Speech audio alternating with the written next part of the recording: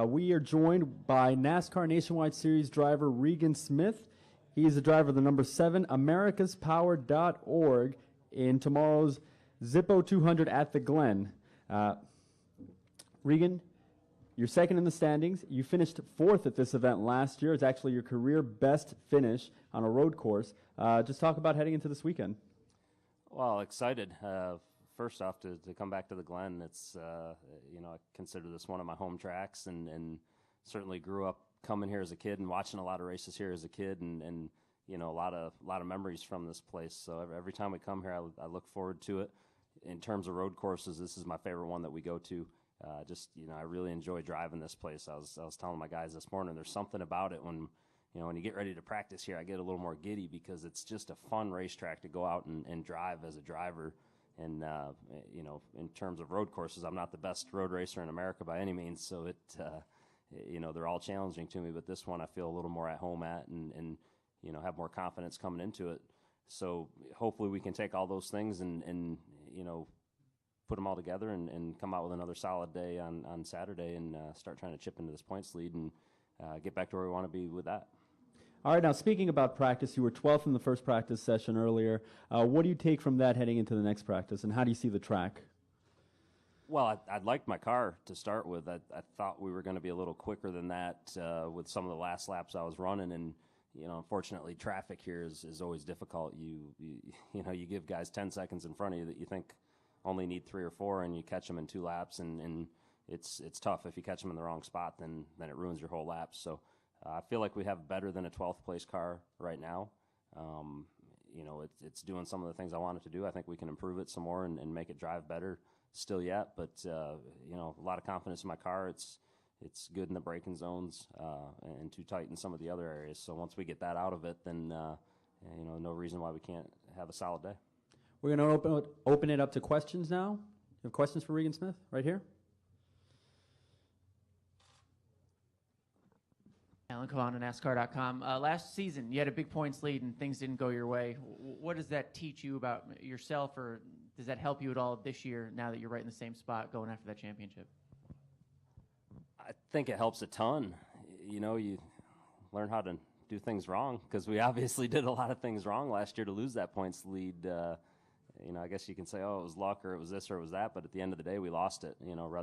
Whether it was a crash, somebody running into you, a parts breaking, things like that, you can avoid it. So we didn't do a good enough job of doing that, and I feel like we got too desperate too early.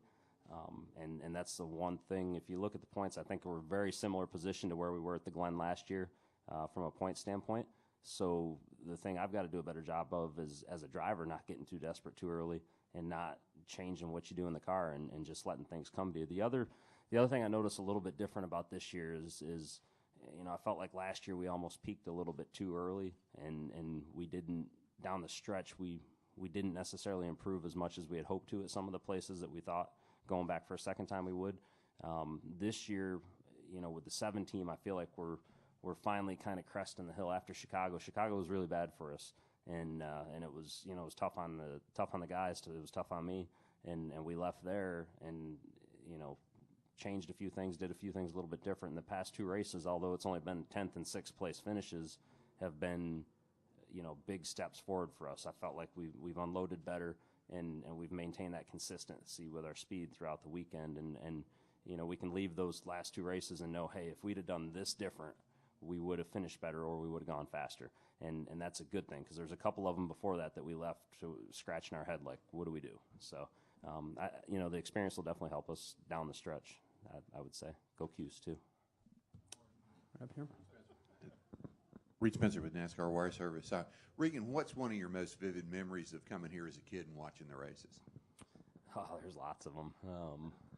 There's a couple that probably don't need to talk about here that were pretty fun to see, as a 10 or 11-year-old kid. But I think the most vivid one I had was the year that Kyle Petty, I can't remember if it was the last lap or second to last lap or how many laps were left in the race. He crashed in the S's, and he's sitting there like, oh, cool, Earnhardt's going to win it now. Yay, here comes Dale, and somehow Dale ran into him, and half the crowd was cheering, half the crowd was booing. It was the typical reaction that you got in a situation like that, and the whole place was going nuts. I don't even remember who won. I just remember that crash and those two guys being up front all day long. And you know, we were sitting in turn, what I call turn 6 over here, over my shoulder. And at the time, there wasn't the good TV monitors or viewing monitors, so we heard it on the scanners. We had MRN on the scanners, and we heard it there, but we didn't really know. We didn't get a true feel for what had took place over there until we got home and saw it on TV later on. And I remember that one quite a bit for some reason.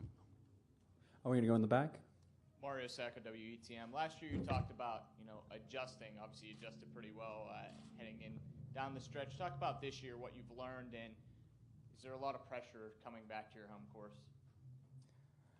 I think the pressure's, you know, I put it on myself. I want to win here. This is, I thought last year we had a fast race car. We just lacked speed in a couple areas that we highlighted and we worked on during the offseason to come back here and get a little bit better at.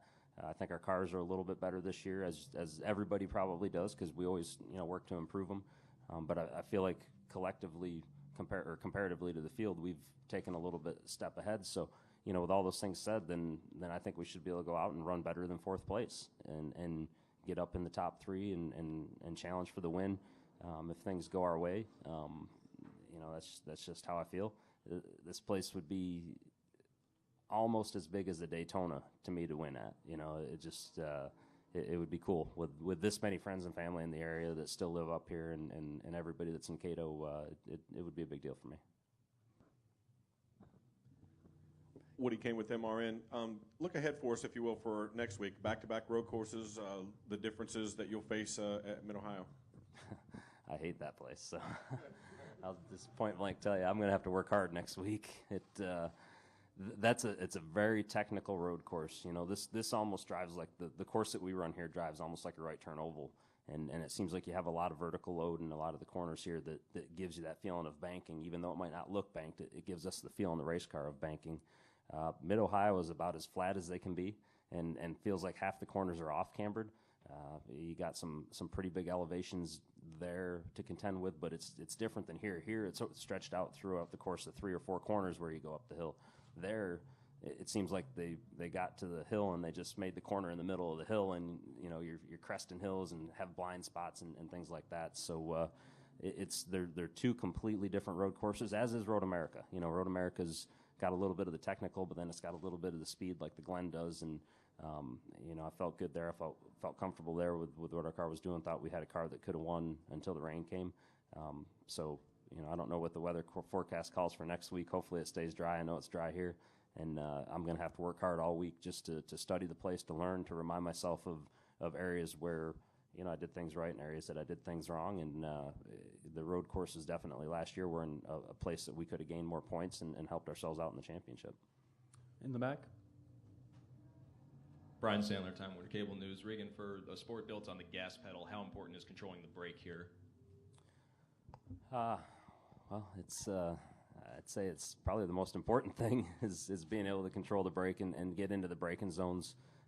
You can't pass if you can't outbrake guys. You could be a half second quicker, and if you can't outbrake them into the corner, you're just not going to complete the pass. And that's where guys like Marcus and you know, the ones that you see up front, Tony, guys like that are so good. Is they've got the brakes figured out. They've got that feel that they're looking for in the braking zones. You know, they got a good feel for that stuff. So it's critical. You know, naturally you want the power too, and you want to be able to be on the throttle, but the brake zones are huge here. Time for 2 more questions. Hi, Stan Creekmore with RPMTonight.com. Kind of a follow-up on Mid-Ohio.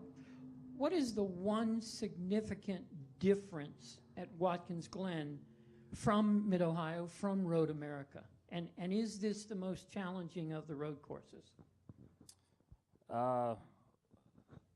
know, significant difference. I mean, we go left and right and use the brakes in all of them, which is, you know, a little bit different for most of us. But the one significant difference, I would say, is just what I touched on earlier, the technical side of it. Mid-Ohio is a very technical road course. There's, you know, a lot of lower speed, you know, tight corners, whereas here you've got the higher speed, faster corners. I would say, you know, between all 3 of them, you pay a bigger, if you have a problem here, if you get out of control here, you pay a bigger price for it. You're probably going to hit something. You're probably going to tear your car up. with that said, this reminds me the most of an oval. It's, you know, almost a right turn oval in some spots of any of the 3 road courses. So those places you can make mistakes and get away with it. Here, you can't really make that mistake and get away with it. You got to be precise all the time. Me personally, I struggle more at Mid-Ohio than I do a place here. I think it's with the technical side of that track, it's a little bit tougher than the course that we run at the Glen here. But they're all, you know, they've all got their own challenges, and we practice and you know, do everything we can to prepare coming into these places, you know, equally as much. One last question. I don't know if that was a good answer or not, but that's the only one I had for you. Me? Nice. Marty Smith, ESPN. Hey, bud. Hey. What's it like to see Dale Jr. so happy? It's great. I mean, it's, you know, the boss is happy. Everybody's happy, right? I mean, that's a good thing. Yeah, I think on a personal side, you know, for the time that I've known him, and which has been quite a while, he, man, he's in a good place, you know, and he's driving good.